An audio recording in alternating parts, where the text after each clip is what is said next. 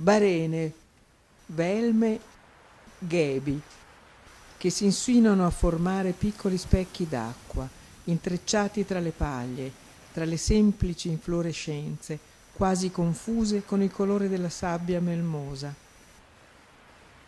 Qualche corolla bianca le fa notare.